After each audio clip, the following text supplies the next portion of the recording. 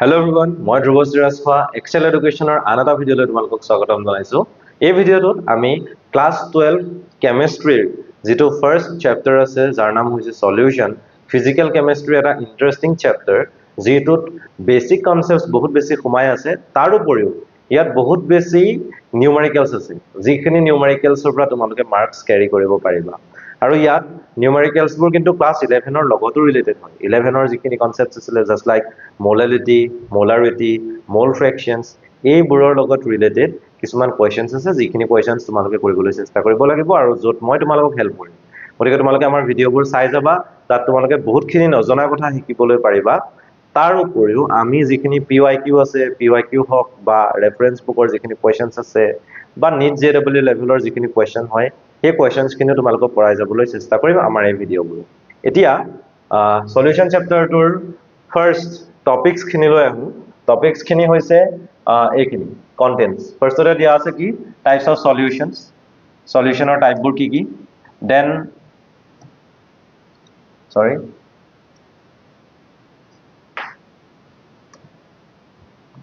Types of solutions আছে। তাৰ পিছতে আছে কনসেন্ট্ৰেশন। কনসেন্ট্ৰেশন টাৰ্মবোৰ যেনেকৈ মই কৈছো তোমালোকক মোলাৰিটি, মোলালিটি, নৰ্মেলিটি সেইবোৰতো আছেই। তাৰ উপৰিও আৰু কিছুমান আছিলে মাছ বাই মাছ পাৰ্চেন্টেজ, মাছ বাই ভলিউম পাৰ্চেন্টেজ, ভলিউম বাই ভলিউম পাৰ্চেন্টেজ, সেইখিনি পাৰ্টস পাৰ মিলিয়ন সেই বস্তুবোৰ আমি ষ্টাডি কৰিব লাগিব। নেক্সট আহিলে Raoult's law for solutions containing non volatile solute. কিন্তু তাৰ আগতে আৰু এটা বস্তু আছে হেনৰিজ ল, which is very much important. হেনৰিজ লৰ লগতো ৰিলেটেড কুৱেশ্যন তোমালোকৰ আহিব পাৰে। ৰাউলছ লত এটা বেলেগ বস্তু হয়, তাত নন ভলাটাইল সলিউটৰ কথা থাকে। নন ভলাটাইল সলিউট মানে কোনবোৰ, যিবোৰ সলিউট পাৰ্টিকলছ গেছিয়াছ ষ্টেটলৈ নাযায় সেই পাৰ্টিকলছবোৰক আমি কি বুলি কওঁ, নন ভলাটাইল সলিউটছ বুলি কওঁ। That is also an important topic for your class 12 final examinations. Ideal solution কি হয়, নন আইডিয়েল সলিউশনস কি হয় ষ্টাডি কৰিব লাগিব। আফটাৰ দ্যাট এজিঅ'ট্ৰপছ অৰ এজিঅ'ট্ৰপিক মিক্সচাৰ কি হয় ষ্টাডি কৰিব লাগিব। বাট এনেকুৱা নহয় যে এই 5টা বা 6টা টপিক আছে মানে তাত শেষ হৈ গ'ল হা, বহুতখিনি বস্তু ভিতৰত সোমাই আছে। এই টপিকটো জাস্ট নামটো দেখিছা, কিন্তু এই টপিকটোৰ ওপৰতো 2টা-3টা ক্লাছ হ'ব পাৰে 40-50 মিনিটৰ। গতিকে তোমালোকে ভালদৰে ষ্টাডি কৰিব লাগিব, বেসিক নলেজ খিনি ভালদৰে ক্যাৰি কৰিব লাগিব। মোলাৰিটি, মোলালিটি, নৰ্মেলিটি বহুত বেছি ষ্ট্ৰং হ'ব লাগিব। মোল ফ্ৰেকশন সেইখিনিত ষ্ট্ৰং বহুত বেছি হ'ব লাগিব, তেতিয়াহে তোমালোকে ইয়াত যিমানখিনি নিউমেৰিকেলছ আছে বা যিমানখিনি কনসেপ্টছ আছে ভালদৰে ল'ব পাৰিবা। এতিয়া এজিঅ'ট্ৰপিক মিক্সচাৰটো হৈ গ'ল, সেইটোত বহুত বেছি হেৰি নহয় বাৰু, লেন্দি নহয়, তো এটা সৰু টপিক হয়। এবনৰ্মেল মলিকুলাৰ মাছ ইম্পৰ্টেণ্ট, বহুত বেছি ইম্পৰ্টেণ্ট। ভেন হক ফেক্টৰ লাষ্ট, আৰু তাৰপিছত আছে কলিগেটিভ প্ৰপাৰ্টিজ। প্ৰপাৰ্টি আছে 4টা, সেই 4টাত কিন্তু বহুতখিনি সময় যাব। কলিগেটিভ প্ৰপাৰ্টি আছে relative lowering in vapour pressure, তাৰপিছতে আছে তোমালোকৰ elevation in boiling point, depression in freezing point, osmotic pressure. সেই 4টা কলিগেটিভ প্ৰপাৰ্টি আছে which are very much important, আৰু সেই 4টাৰ লগত ৰিলেটেড নিউমেৰিকেলছ, কোনোবা এটাৰ লগত ৰিলেটেড নিউমেৰিকেলছ তোমালোকৰ ক্লাছ 12 ফাইনেলত অহাটো খাটাং। গতিকে তোমালোকে চেষ্টা কৰিবা যাতে প্ৰত্যেকটো টপিকেই কভাৰ হয় আৰু প্ৰত্যেকটো টপিকৰ ভিতৰৰ যিখিনি কনসেপ্ট আছে সেইখিনি যাতে তোমালোকে ল'ব পাৰা। এতিয়া ফাৰ্ষ্টতে আহিলে সলিউশন কি হয়। চেপ্টাৰটোৰ নামেই যেতিয়া solution, obviously we have to know what are solutions. Solutions কি হয়? সলিউশন মানে হৈছে কিছুমান হোমোজেনিয়াছ মিক্সচাৰ। কোৱা হৈছে ইয়াত চোৱা ভালকে, homogeneous mixtures of 2 or more chemically non-reacting substances, which is very much important. Homogeneous mixture to হয়, but 2 or more chemically non-reacting substances, মানে সিহঁতি যেতিয়া দুটা বস্তু মিক্স কৰিম, মিক্স কৰি সিহঁতি কেমিকেলি ৰিয়েক্ট কৰিব নালাগিব, তেনেকুৱা কিছুমান সাবস্টেন্সৰ মিক্সচাৰক আমি সলিউশন বুলি ক'ব পাৰিম। বাট দ্যাট মিক্সচাৰ্ছ মাষ্ট বি হোমোজেনিয়াছ। হোমোজেনিয়াছ হ'ব লাগিব, তেতিয়াহে কিন্তু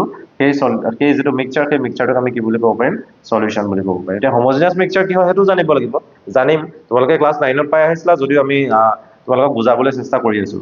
Species of components whose composition can vary. Composition vary কৰে মানে বেলেগ বেলেগ এমাউণ্টত হ'ব পাৰে। Suppose I am taking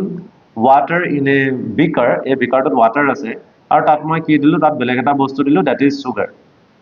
So we are mixing sugar with water. ইয়াত water আছে, ধৰি লৈছো waterৰ এমাউণ্টটো মই ধৰি লৈছো 50 মিলিলিটাৰ and sugar মই লৈছো 1 spoon. ঠিক আছে, মই এই পাৰ্টটো বুজাবলৈ চেষ্টা কৰিছো। হুজ composition can very. Composition very কৰা মানে কি বুজাইছে সেইটো বুজাবলৈ চেষ্টা কৰিছো। সুগাৰ ললো 1 স্পুন আৰু ৱাটাৰ ললো কিমান 50 মিলিলিটাৰ। এতিয়া মই বেলেগ এটা বিকাৰ ললো, সেই বিকাৰটোত মই 50 মিলিলিটাৰ ৱাটাৰ নহয়, মই ললো 100 মিলিলিটাৰ ৱাটাৰ। ৱাটাৰ এমাউণ্টটো মই চেঞ্জ কৰি দিলো, 50 মিলিলিটাৰ পৰা 100 মিলিলিটাৰ লৈ গলো। আৰু যেটো সুগাৰ আছিলে, সুগাৰ যেনিবা মই 5 স্পুন দি দিলো, 5 স্পুন দিলো। গতিকে গোটেই বস্তুটো সলনি হৈ গ'ল, হয়নে? ইয়াত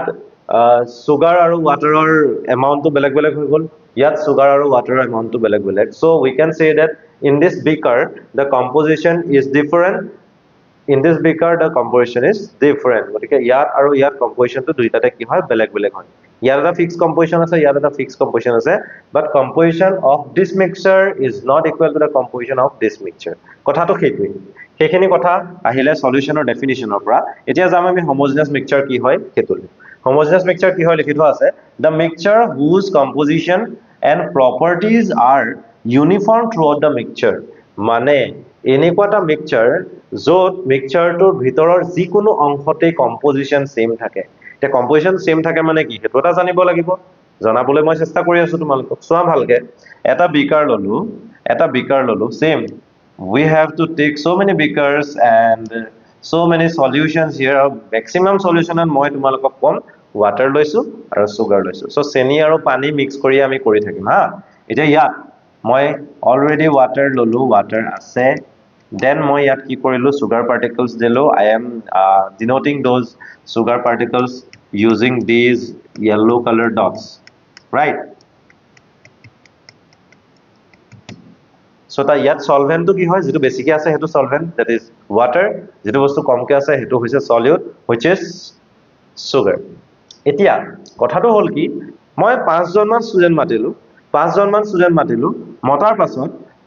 এইখিনিৰ পৰা 1 মিলিলিটাৰ এইখিনিৰ পৰা 1 মিলিলিটাৰ এইখিনিৰ পৰা 1 মিলিলিটাৰ এইখিনিৰ পৰা 1 মিলিলিটাৰ বেলেগ বেলেগ জায়গাৰ পৰা সলিউশনটো ভিতৰৰ বেলেগ বেলেগ জায়গাৰ পৰা মই 1 মিলিলিটাৰ সলিউশন উলিয়াবলৈ দিলো উলিয়াই পেলাই ল্যাবৰেটৰীত তেওঁলোকক ষ্টাডি কৰিবলৈ দিলো যে ইয়াত ওয়াটাৰ আৰু সুগাৰৰ এমাউন্টটো কিমান আছে তেতিয়া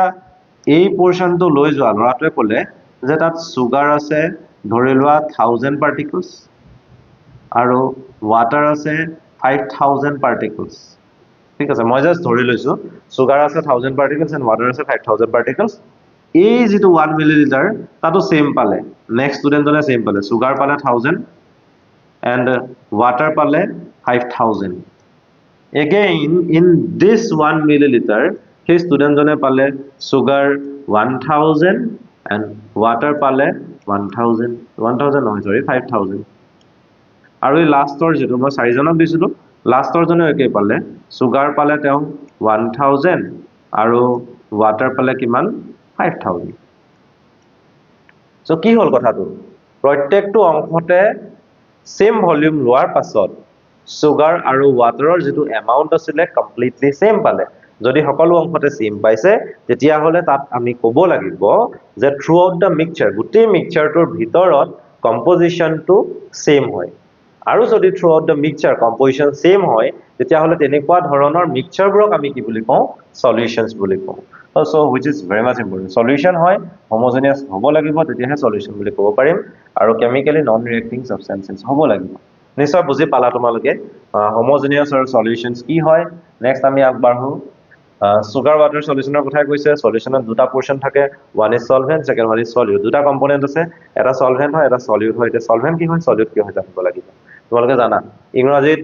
solvent solute কোৱা হয় আৰু অসমীয়াত আমি কওঁ দ্ৰাৱক আৰু দ্ৰব্য এটা দ্ৰাৱক আৰু দ্ৰব্য কি হয় আমি জানিবলৈ চেষ্টা কৰিম সাবা তোমালোকে solvent তো হৈছে দ্ৰাৱক হা যত মিক্স হয় solute হৈছে দ্ৰব্য যেটো বস্তু মিক্স হয় এতিয়া মই ইয়াতে এটা বিকাৰ ললো বিকাৰটোত মই কি কৰিলো ওয়াটাৰ ললো আৰু সেই বিকাৰটোত মই কি কৰিলো সুগাৰ দিলো এটা কোনটো বস্তু কত মিক্স হৈছে তোমালোকে ক'ব পাৰিবা প্ৰশ্নটো একদম ডাইৰেক্ট এটা প্ৰশ্ন যেটো প্ৰশ্নৰ উত্তৰটো ডাইৰেক্টলি আহিব তোমালোকৰ ফালৰ পৰা আৰু সহজ এটা প্ৰশ্ন হা এই প্ৰশ্নটো মই সুধিছো তোমালোকক কোনটো বস্তু কত মিক্স হৈছে ইয়াত দুটা সাবস্টেন্স আছে first one is water second one is sugar এটা তোমালোকে কি বুলি কবা ওয়াটাৰ সুগাৰত মিক্স হৈছে বুলি কবা নে সুগাৰ ওয়াটাৰত মিক্স হৈছে বুলি কবা obviously ওয়াটাৰৰ ভিতৰত সুগাৰ খিনি সোমাই গৈছে গতিকে ওয়াটাৰত সুগাৰ খিনি মিক্স হৈছে যেটো বস্তু মিক্স হৈছে that substance is known as solute so sugar must be the solute and water is the solvent solvent the dissolve কৰিছে আৰু solute to dissolve হৈছে solvent কি কৰিছে বস্তুটো নিজৰ মাজত ঘুমাই লৈছে আৰু solute to solventor মাজত ঘুমাই গৈছে so you have to make these points very clear clear হ'ব লাগিব সলিউট কি হয় সলভেন্ট কি হয় নিশ্চয় হৈ গ'ল এতিয়া মই ইয়াৰ পাছৰ কোৱেশ্চনলৈ আগবাঢ়ো the component that is present in larger quantity যেটো বস্তু বেছিকৈ থাকিব হেতুক সলভেন্ট বুলি কোৱা হয় it determines the physical state of the solution এটা তোমালোকে চোৱা ওয়াটাৰটো সলভেন্ট হয় আৰু যেটো মিক্সচাৰ হ'ল সেই মিক্সচাৰটো লিকুইড ষ্টেটতে আছে ইয়াত যেটো সলভেন্ট আছিলে ওয়াটাৰ হেতু লিকুইড হয় হয়নে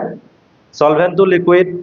সলিউশন যেটো ফৰ্ম হ'ল হেতু লিকুইড গতিকে সলভেন্টৰ যেটো ফিজিক্যাল ষ্টেট হ'ব সলিউশনটোৰ ফিজিক্যাল ষ্টেট সেম হ'ব সলভেন্ট যদি তেতিয়া হলে লিকুইড হয় সলিউশনটো কি হ'ব লিকুইড হ'ব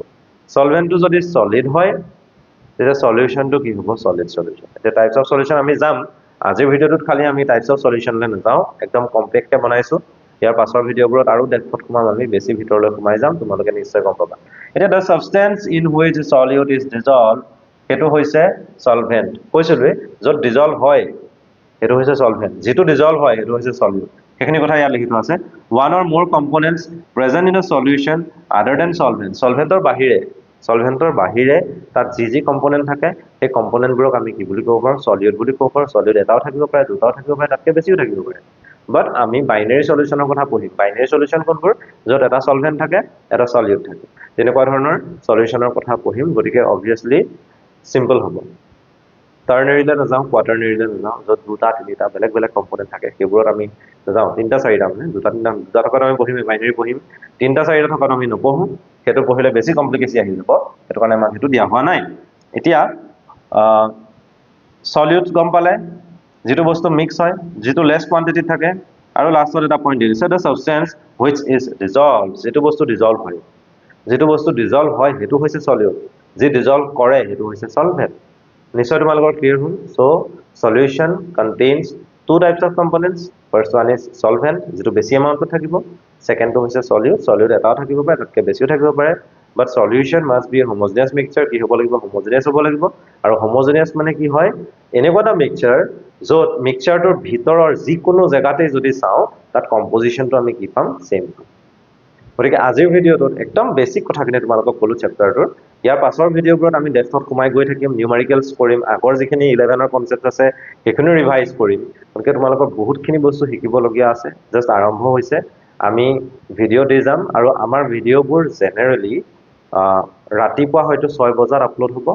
নহলে বা গধূলি 6 বজাত আপলোড হ'ব গতিকে তোমালোকে 6 বজাৰ সময়ত যদি প্ৰিমিয়াৰ হৈ থাকে তোমালোকে ইজিলি চাই ল'ব পাৰিবা যদি প্ৰিমিয়াৰ হৈ যোৱাৰ পাছতো চোৱা that is up to you তোমালোকৰ সময়ৰ ওপৰত কথা কিন্তু মই এটা কথা গ্যাৰান্টি দিব পাৰো যে তোমালোকে আমাৰ ভিডিওজ যদি চোৱা নিশ্চয় তোমালোকৰ কনসেপ্টবোৰ ভালদৰে ক্লিয়াৰ হ'ব আৰু মই একদম বেসিকৰ পৰা শিকাম তোমালোকৰ যিবোৰ নিউমেৰিকেলছ আছে নিউমেৰিকেলছত মই সময় বেছিকৈ দিম বেলেগ শিক্ষকসকলে যিমান দিয়ে মই চেষ্টা কৰিম যাতে তেওঁলোকতকৈ অকমান এটা কোৱেশ্চনত সময় বেছিকৈ দিবলৈ চেষ্টা কৰো যাতে তোমালোকৰ বেসিক কনসেপ্টবোৰ ক্লিয়াৰ হৈ যায় আৰু তোমালোকে যিকোনো ধৰণৰ প্ৰবলেমছ কৰিব পাৰা